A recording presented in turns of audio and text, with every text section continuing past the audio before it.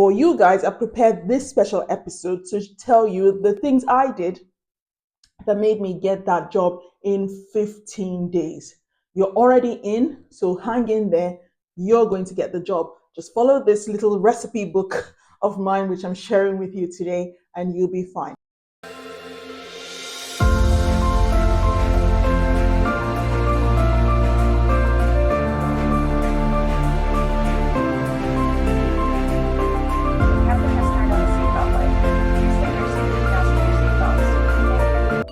Hello everyone and welcome to my channel. My name's Janet and this is my channel Diaspora Doodles, where I get to share facts and not fiction about how I got into teaching, traveled around the world, worked across 6 continents in 9 countries, speak 7 languages, and I've had a fantastic time. This is my way of paying it forward so that I can show people the same way people helped show me the way when I started out in my career. Today, I was very happy to learn from some of the people I've been mentoring on my little newsletter group, my WhatsApp group, my Telegram group, and all the other groups that I manage.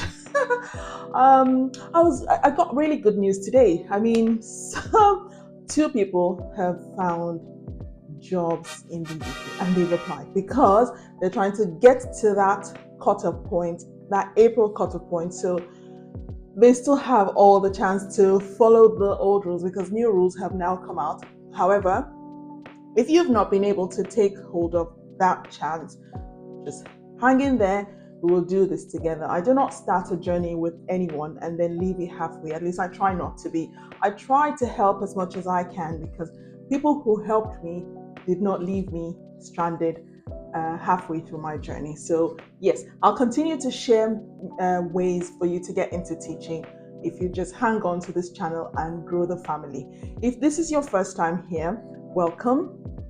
Grab a drink, make yourself comfortable, and jump right into it.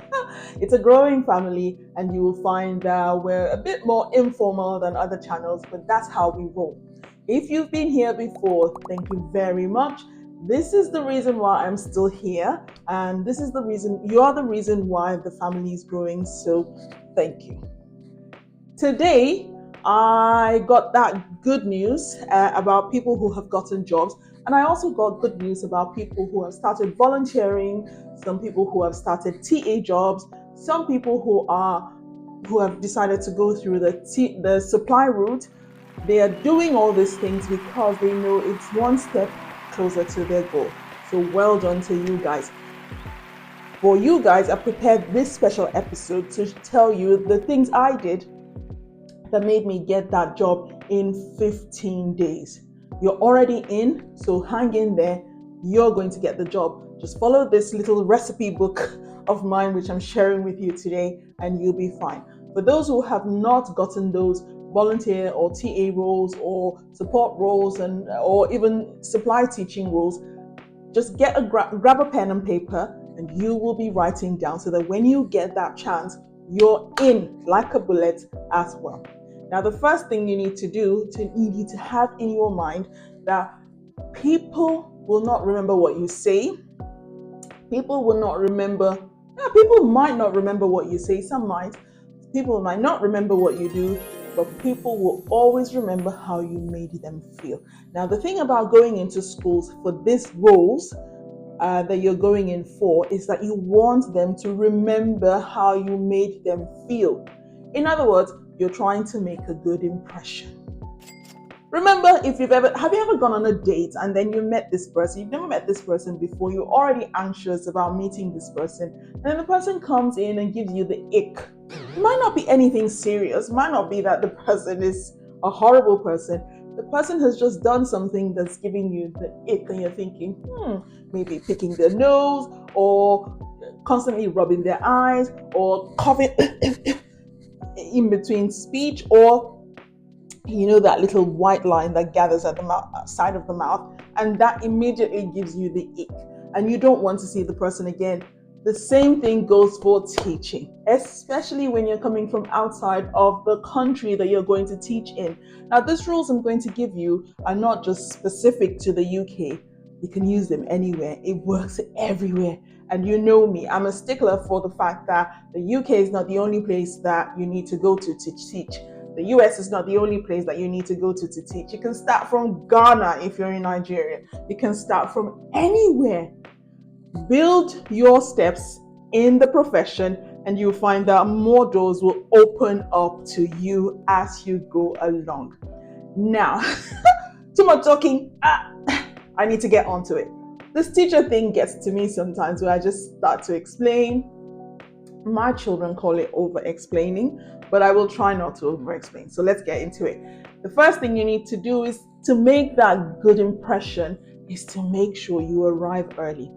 You don't want to get there 5 minutes to when you're supposed to start your shift or your lesson or your day or whatever you're doing. If you're covering the class, for instance, or as a supply teacher, because you're working with an agency, please don't arrive there 5 minutes before time and think, oh, I'm early. No, you're not early. If you get there 40 minutes to when your lesson starts, I'll tell you what you will do. It'll give you the chance to go into the office with your badge. Remember, you're taking your badge, your ID, and you're getting a lanyard that you will put around your neck so that it will identify you as whoever you are in the school. It might be a different lanyard from what everybody else has, but that's how we roll in schools because of safeguarding and child protection. Now, you're there early to get your lanyard, to show them your badge, to show them your CRB, and you have a chance to sit down and have a little chat with the front office people. Trust me, I know my front office people.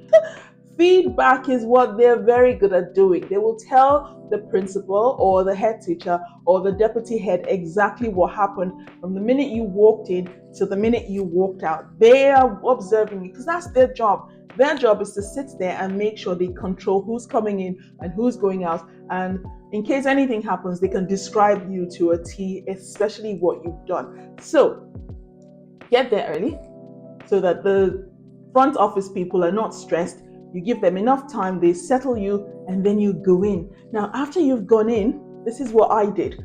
I would go in, have a look at my lesson plan, make sure everything is prepared, make sure my photocopies are done, make sure everything is done. And then I go to the staff room. Why do you need to go to the staff room? Right, you will meet teachers there and you will have a little chit chat with them. You will introduce yourself and you will just have a little, you'll show interest in what they're saying. Don't be the one talking. Introduce yourself and then listen to them. If they're not the talkative type because they're having their morning coffee to wake themselves up, you ask a few questions like, where do I find the printer, or how do I do this, or how do I do that? You see, teachers like to be of use. We were helpers. That's why we're in the profession. So make good use of it and ask those questions. You're there early, you're able to chat with people. Those people who you've talked to will give feedback. Front office people will give feedback about you. Wow. And you see you're well on your way to already knowing half of the school. Remember in my video, this one, where I said I was already calling them by name and saying hi and all that as I walked down the corridor. By the end of the first week, that's what you should be doing. Now, you're not doing it in a way to annoy them. You don't want to ruin their morning because, teachers, we've got blinkers on when we have a lesson plan on our mind or something. But you just show interest, and maybe once in a while you can just pop into their classrooms later on and just, offer help during your break time or something. You're not a teacher. Even if you're a supply teacher, even if you're a TA, you have your own responsibilities, but show that you're helping in the wider school community. The next thing you need to do is you need to dress the part. Now, the reason why I say dress the part, you're like, but teachers wear, conservative. Yes, but if you're in upper school or secondary, where the hormones are raging and where child protection is on a different level than primary. I mean, there's child protection everywhere, but each level, just like with your children, the way you will deal with your 2-year-old in your house is different from the way you will deal with your 16-year-old in your house. Same thing. So now, You go in there, you make sure you're not hanging out. I mean, you've seen my videos. I always try to make sure my neckline is always high because some of this are my work clothes. So you go in there, you're not hanging out, you're not hanging out anywhere, and you go in smart casual into those kind of classrooms. You're not showing, the back. You're not showing anything anywhere. You're conservatively dressed, but nicely dressed. You're not in a suit and tie because that is just so put off So we don't want that. But it's different when you go into an early years classroom. You see, every time I was asked to go into an early years classroom in my 15 days at that school, I would make sure from the night before I would have asked, oh, so what am I doing tomorrow? That's part of my chit chat. So they know that I'm eager to know what's happening the next day. And then they started showing me the plans. But this time they would tell me, oh, you're going into the early years classroom. And I'll be like, yeah, okay, thank you. The next day, what am I coming in? I'm not coming in smart clothes. No. For my early years teachers, you know what I mean. You're coming in your trainers. You're coming in a t-shirt. You're coming in casual, not casual, but easy trousers, really stretchy ones, so that when you sit on the floor, you're not showing anything. Can you imagine sitting in a skirt while you're showing children how to sit properly on a carpet and cross their legs? No, you don't want parents calling into school with concerns. My child saw something today. Oh, we don't want that. Now, because of that, you dress for the part of an early years teacher. If you're in primary, you dress for the part. So get there appropriately dressed. The next thing you need to do, you see, when I told you they would ask me to go into early years class, I was showing that I was adaptable. That's the next thing you need to remember. Now, see, sometimes I would be in the deputy teacher's classroom, and sometimes she would ask me to go into another classroom because she didn't need me. Like there was an art lesson in another class, and the teacher needed extra hands, even though she had a TA in that classroom with her. What I said was, okay, I will go where I'm needed. You see, when you show that you are willing to go where you're needed, and you're not going to throw up a fuss about, oh, that's not the agreement, blah blah blah, or you don't show any negative body language, you're showing them that, oh, this person can be on my team.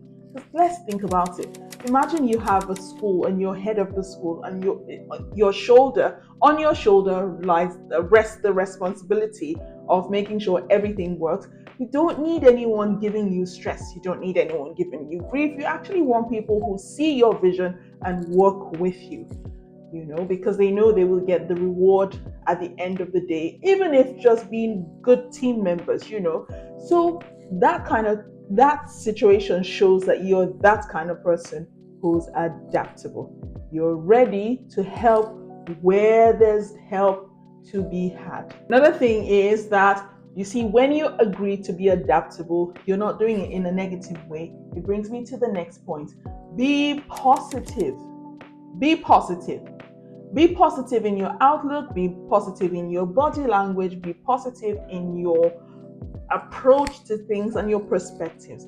One good example comes to mind right now. So teachers like to moan about wet days because we know the children will be in the classroom.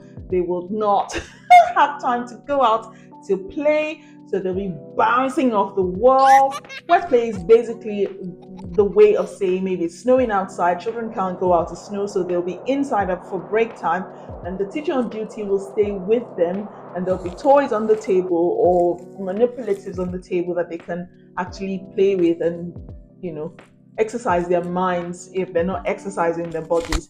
But teachers don't really like it, especially when they have lessons after wet play, because you see, the children have not been able to go out to expend energy, so they've been stuck in that classroom playing. But now you're bringing work. Oh my God, they never want to do it. Snow days, rainy days, storm days, children have wet play in the classroom, and teachers hate those days. Now, if you're in that school, you would hear teachers moaning when there's a wet day. If you're supplying, please don't join them. You're not there yet. You want to be there, you're not there yet.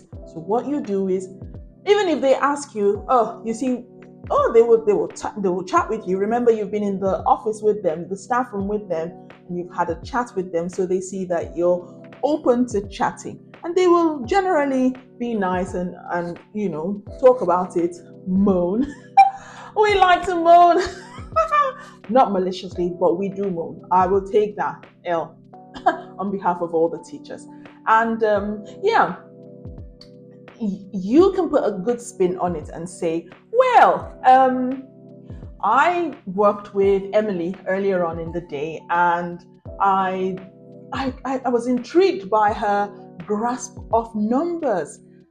This wet play time could be a good opportunity for me to get to know her, so that I would really understand, because maths is my forte, and I love people who have that kind of logical mind. You see, you've put a positive spin on it. They were moaning about not being able to go out, not the children not being able to go out, but you have taken that and turned it on its head and seen a positive out of it. Trust me, they will talk about you, and even if they don't talk about you, if anyone ever asks for their opinion on you, of you, that's what they will remember. And that means you're selling yourself. It's all about the marketing. All about the marketing. Have you ever bought something that you got home and then you looked at it again and thought you had no idea why you bought that? Basically the same thing. It's basically the same thing when you're abroad. You're constantly selling yourself, marketing yourself, and so use it to your advantage. This brings me to the part where I have to talk about working as if you're already part of the team. You see, when you volunteer to sit with that child and have a chat with that child, you're looking at it as if you are already part of the team, and you're going to be working with that child later on, so you want to get to know her. Doesn't matter if you're only there for a day. You want to get to know her so that you can see how her mind works, so that when next you work with her, it'll be quite informative. You're using the data that you've gotten from your observational chat with that child. So yes, it means you're already seeing yourself as part of the team. Always do what you think will promote you to make you look like you're part of the team. For instance, you could help tidy up after school. You can't just say, oh, I'm just here volunteering. My time's up, I'm gone. No. You stay back, 5-10 minutes will not kill you, and you help tidy up the classroom. The teacher will remember you. Because do you know what? That was one of the biggest things I hated about being late, staying back at school, tidying up. So imagine I have a volunteer in my class, or a TA in my class, or a supply teacher in my class who tidies up. Tick for that person. I will be the one with the megaphone saying, "Oh my God, someone employ her. She's fantastic." So that's what you want. You want to show that you're part of the team. I'm not here yet, but I'll be the best person to be on this team. The next point is you need to find the earliest opportunity to introduce yourself to the head teacher. Now, see, the head teacher is going to be the one hiring you in the end, or he or she is going to be on the decision-making team to hire you. Even if you're hired by the council, or you're hired by the local authority, or you're hired by the country, or you're hired by whatever, you are going, he or she would be the one who would decide if you're going to be hired. So you need to introduce yourself. See, my way of introducing myself to SLT back then, I already knew the deputy head teacher because she was the one who gave me the chance to volunteer at the school. But the head teacher did not know me. So what I did was I realized that I couldn't catch him in the morning when other teachers were having coffee or tea in the morning before the lesson starts. But I could see him walking down the corridor at particular times of the day. So what I did was, after the children would go out for break, and maybe I'm not volunteering for break duty on that day, I would walk down the corridor as if I'm going to the reception and say, "Hi, my name's Janet. I'm the new volunteer in Jane's classroom." And he would say, "Oh," because of course he's not expecting me. He's expecting me to be one shy, timid mouse. And I politely, quietly, but determinedly. I would introduce myself and we'll have a little chat, and then I'll go off on my merry way as if nothing happened, because I know what I'm doing. And yeah, when it's time for when other teachers start to talk about me, he would remember me. Now, another thing you need to remember when you go into schools like that is to always ask for feedback.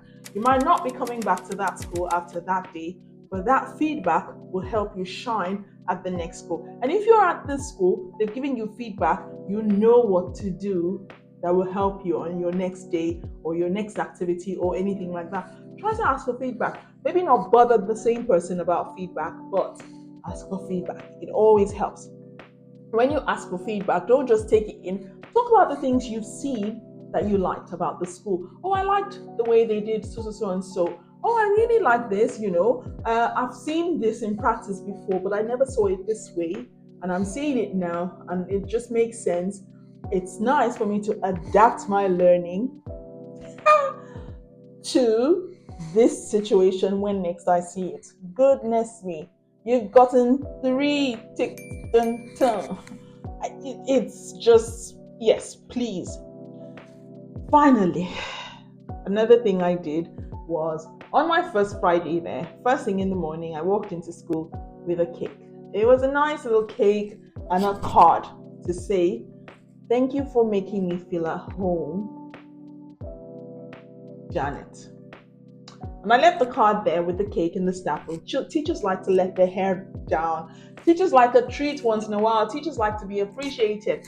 And this is me, a volunteer, appreciating them for helping me feel at home. Goodness me. Even people who didn't know me, even people who didn't work in my section of the school, had a piece of that cake, and some of them walked past my classroom later on with curiosity in their eyes, like, "Who is that? Hi." And I remember one of them said, "Hi, I don't know you, but I've enjoyed your cake. Thank you for bringing it in." And then he walked off. And we're friends still today. Hi, Ian. And yeah, that's what you need to be doing. And I guarantee you that you might not even be there for 15 days. Be consistent when you're doing this. Don't do it as if it's an awful task, or I've got to do this. Janet has said I have to do this. No. Do it with love and pleasure and appreciation for where you are, and I guarantee you that you will get that job. If you've reached this point of the video, please remember to give it a like, subscribe, and share so that we can grow our family. I can't reach as many people if the algorithm doesn't push me out there. And you are the ones who are going to help me push this. So please help me push this so that more people will get this information, and there'll be more teachers like us in the profession.